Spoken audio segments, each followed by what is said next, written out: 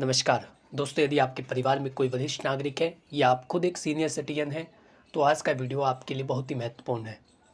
जब कोई व्यक्ति अपनी वृद्धावस्था में आता है या वो बुजुर्ग जब होता है तो ऐसी स्थिति में उसके सामने कुछ समस्याएं होती हैं और उनको हैंडल करना उसकी सबसे बड़ी जिम्मेदारी है। यानी उनको हैंडल भी करना और परिवार को भी मैनेज करना और इसी के साथ अपने अकेलेपन को भी दूर करना, तनाव ना होने देना, ये बड़ी समस्याएं होती हैं। और मैं उस समस्या की बात कर रहा हूँ जो आपकी प्रॉपर्टी से संबंधित है। क्योंकि जब कोई व्यक्ति बुजुर्ग होता है, जब वो वृद्धावस्था में होता है, तो ऐसे में प्रॉपर्टी की रक्षा कैसे की जाए या प्रॉपर्टी की जो सुरक्षा है वो किस प्रकार से सुनिश्चित की जाए, ये एक बड़ा सवाल होता है। आप अपनी प्रॉपर्टी की रक्षा किस प्रकार से कर सकते हैं। और यहाँ पर किसी बाहर वाले व्यक्ति से अपनी संपत्ति को बचाने की बात नहीं हो रही है, बल्कि जो आपके रिश्तेदार हैं, जो आपके बच्चे हैं, उनके उत्तराधिकारी हैं, उनसे भी संपत्ति को बचाने की आवश्यकता है। कहीं ऐसा ना हो कि वो आपकी प्रॉपर्टी को हड़प करके आपको आपके घर से बाहर निकाल दे। ऐसे कई सारे उदाहरण हैं जिनमें जो वरिष्ठ नागरिक हैं वो बहुत संपन्न थे जब वो अपनी जवानी में थे, जब उन्होंने अपना नाम कमाया, उनके पास करोड़ों की संपत्ति थी, लेकिन उनके बच्चों के द्वारा उनकी वो प्रॉपर्टी लेने के बाद उन्हें उन्हीं के घर से बाहर निकाल दिया गया। ऐसे सैकड़ों उदाहरण हमें देखने को मिलते हैं और इन सीखों के आधार पर हम ये जान सकते हैं कि कैसे हम अपनी संपत्ति की रक्षा करें। मुख्य रूप से 3 बात इस वीडियो में आपको बताने वाला हूँ। सबसे पहले ये कि संपत्ति धोखे से किस तरीके से आपसे ली जा सकती है, क्या-क्या फ्रॉड संपत्ति से संबंधित बुजुर्गों के साथ किए जाते हैं।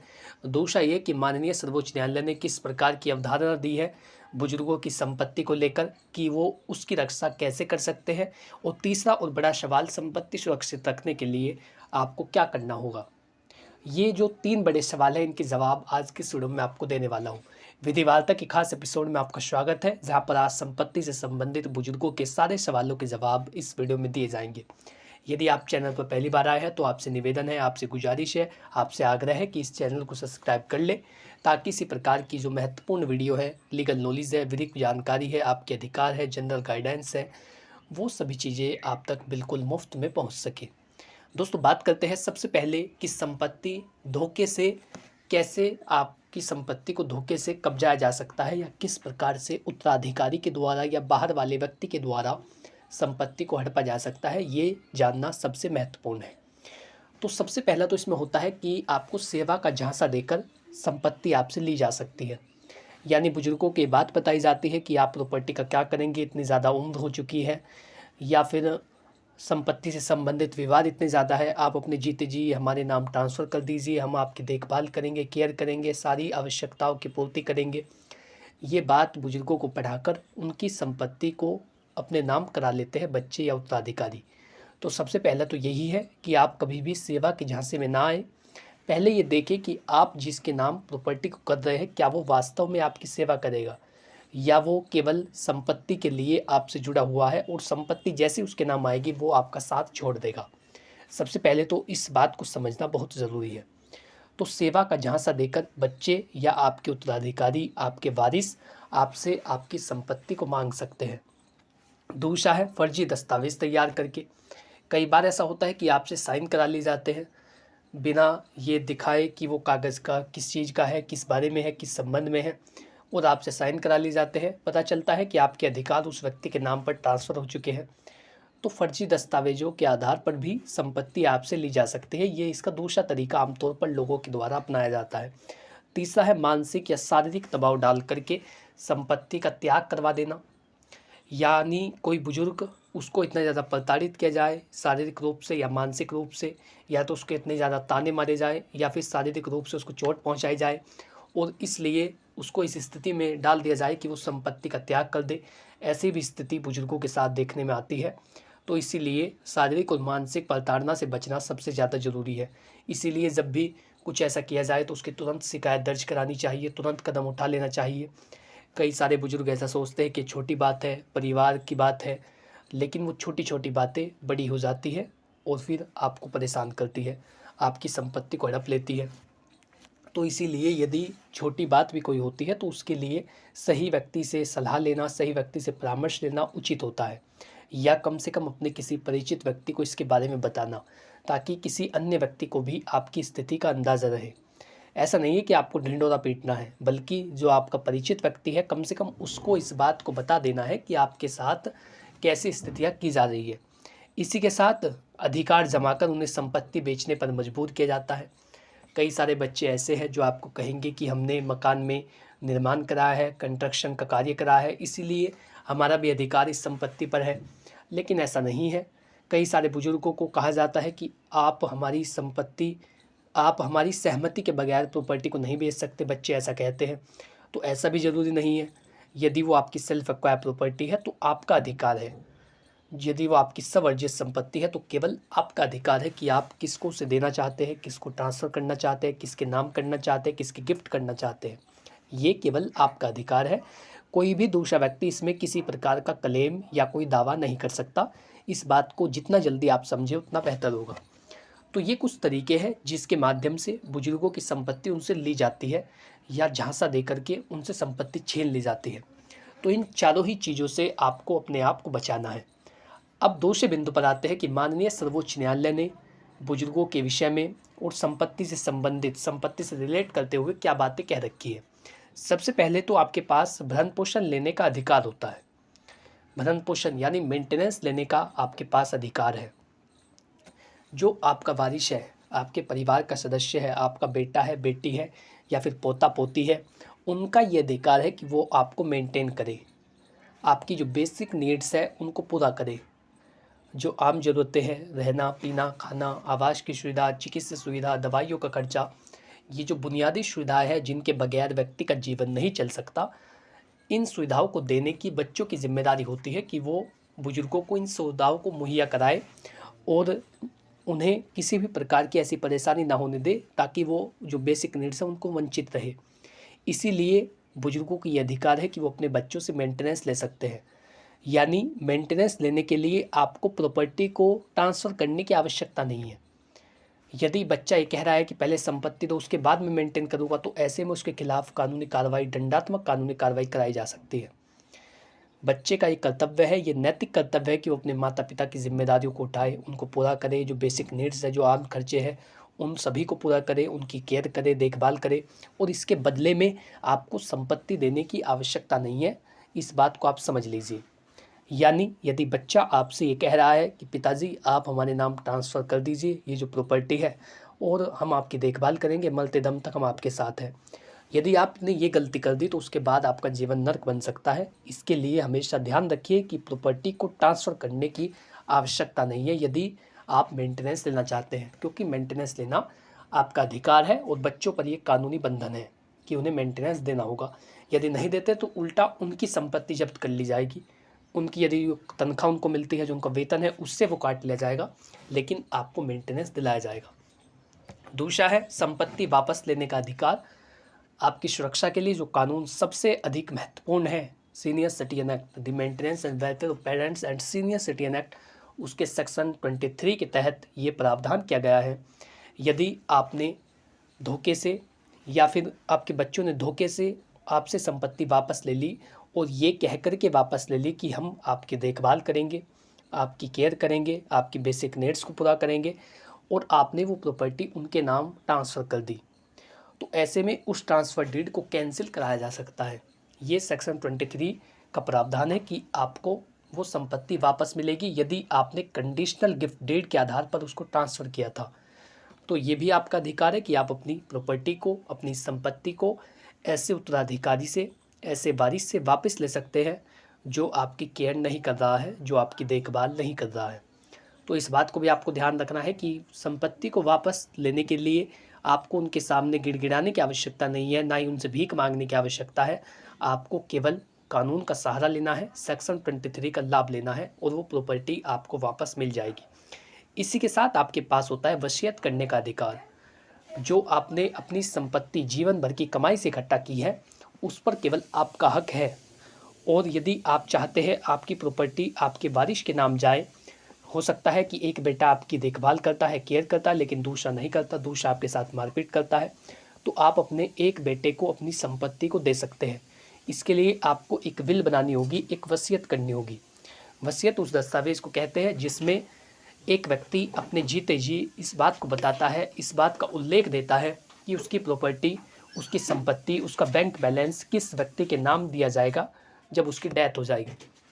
तो यदि आप अपनी प्रॉपर्टी को किसी एक वारिश को या सभी वारिश को, जैसा भी आप करना चाहिए, यदि उन्हें देना चाहते हैं, तो ऐसे में आपके पास वसीयत करने का अधिकार है। वसीयत करने का एक लाभ ये भी होगा कि आपके जीते जी वो जो प्रॉपर्टी है वो आपकी होगी और केवल आपका उस पर अधिकार होगा, और आपके जीते जी वो बच्चे कोई भी क्लेम नहीं कर सकते। ये भी महत्वपूर्ण अधिकार आपको मिलता है। इसी के साथ जीते जी आपका संपत्ति पर अधिकार है। आपके मरने के बाद यदि आपने वसीयत कर रखी है तो वसीयत के आधार पर संपत्ति बढ़ती है। यदि आपने वसीयत नहीं की है या आपने विल नहीं बनाई है तो फिर जो हिंदू सक्सेशन एक्ट है, जो हिंदू उत्तराधिकार अधिनियम है, उसके अंतर्गत जो वारिस दिए गए हैं उनमें वो संपत्ति बांट दी जाती है। तो संपत्ति से संबंधित कभी भी आपको विवाद करने की या टेंशन लेने की आवश्यकता नहीं है। वो जो प्रॉपर्टी है वो उन्हीं उत्तराधिकारियों को मिलेगी, उन्हीं वारिसों को मिलेगी जो आपकी देखभाल करेंगे। या यदि आप उन्हें देना चाहते हैं, यदि आप उन्हें संपत्ति नहीं देना चाहते तो ऐसे में आप उन्हें संपत्ति से बेदखल भी कर सकते हैं और फिर आपके मरने के बाद भी उस वारिस को संपत्ति नहीं दी जाएगी जो आपसे दुर्व्यवहार या बुरा बर्ताव करता है। तो ये सारे प्रावधान आपके लिए लागू किए गए हैं। इसी के साथ यदि संपत्ति को कोई जबरन हड़पना चाहे तो ऐसे में आप बीएनएस के तहत कार्रवाई करा सकते हैं। उसके खिलाफ दंडात्मक कानूनी कार्रवाई कराई जा सकती है, चाहे वो बाहर का कोई व्यक्ति हो, चाहे फिर घर का व्यक्ति हो, उत्तराधिकारी हो या वारिस हो। बीएनएस के तहत आप कानूनी कार्रवाई करा सकते हैं।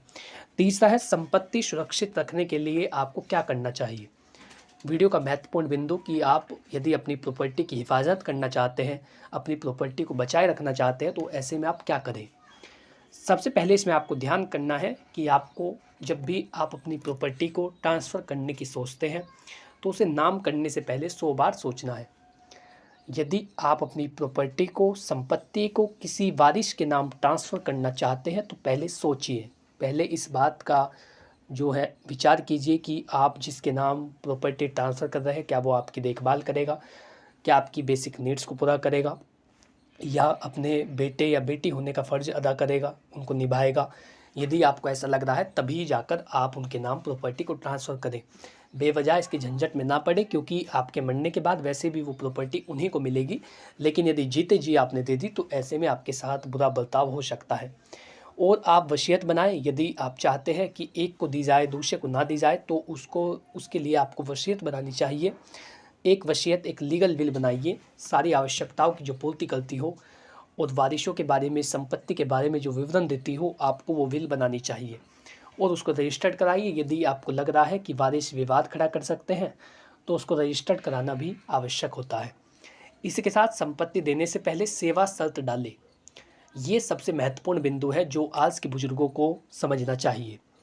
यदि आप अपनी प्रॉपर्टी को ट्रांसफ़र करना चाहते हैं, आप सोच रहे हैं कि प्रॉपर्टी से संबंधित विवाद हो सकते हैं, इसीलिए आप ये चाहते हैं कि आप जीते जी संपत्ति का जो डिस्ट्रीब्यूशन है, संपत्ति का जो वितरण है वो कर दें, तो ऐसे में गिफ्ट डीड सबसे बेहतर माध्यम है जिसके तहत स्टाम्प भी बचाया जा सकता है और आपकी जो प्रॉपर्टी है वो आपके परिवार के सदस्य के नाम ट्रांसफ़र हो जाती है।